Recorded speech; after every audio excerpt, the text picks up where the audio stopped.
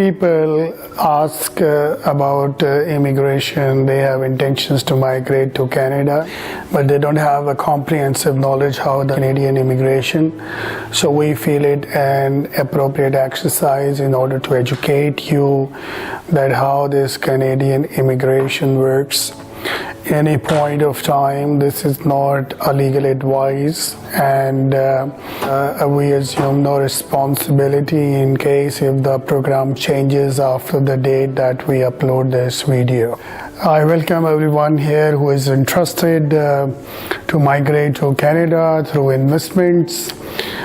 There are always two ways. If you are intelligent, you have education, you have a very high proficiency of language, you have a high point, we encourage you to apply for express entry, and that's the most cost effective way to migrate to Canada. But a lot of times you may be overage, your English skills are not that way big, plus you have a lot of money to invest in a reasonable way.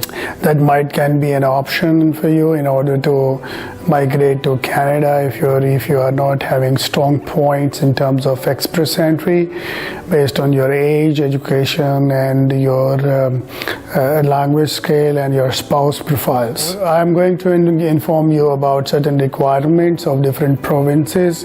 The provinces' names are British Columbia, Manitoba, Yukon, Saskatchewan, New Brunswick.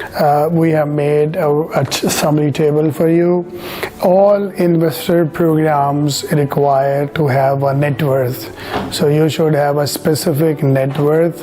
This net worth means it is your money that you have already accumulated. It can be in the shape of land, it can be in the shape of stocks, it can be in the shape of cash, it can be in the shape of jewelry or gold, or any thing that will be the part of your wealth will be considered as your net wealth.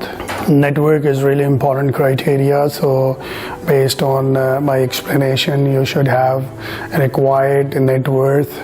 If you're in Toronto area, net worth requirement is bigger. If you are into other provinces, it is lesser. It keeps changing, so we need to update always. Apart from net worth, this is a pre-qualification. Then if you have a net worth, then you have to see how much you need to invest into a business, generate economic activity and some employment in the provinces. So some province 200,000, some 150,000 Canadian dollars, and the smaller and bigger values, minimum 150,000, and it goes up to 800,000 Canadian dollars. Suppose you are working in a company and you are working in a managerial position. There is a designation that shows that you are into decision making, you are a manager. So that is very value added for you.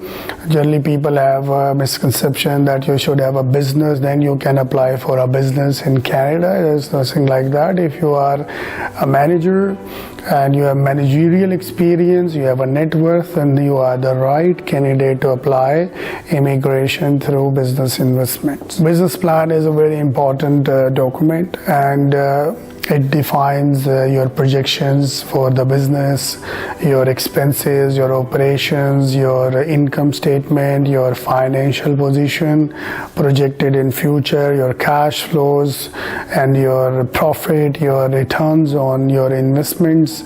This all we put it in a business plan that should be very nicely done, and it should be matching to the requirements of the relevant province authority.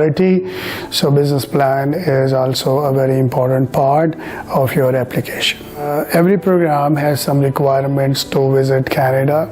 So once you explore the Canada, you go there by yourself. Before you invest, actually, you take a visa, you go to Canada, you visit them, the province that you are intended to incline, then you meet people, you go meet business consultants, you see which business is very viable and good, and then this enlighten your brain and your mind, your thinking, you develop some good plans for yourself, and then you come back. So there are extra points for this step, that is also a need of the program. And of course, English language is also important. But as high scores are not required as in express entry, so some accept a 4, 5 or 6. There are provinces, so whatever your profile is, based on your profile English requirement, we can suggest you which program is better. So this was a short presentation for explaining you different provincial nomination by investments. I hope that you have get a clear idea, and if you still have any questions, you can contact us for the further details.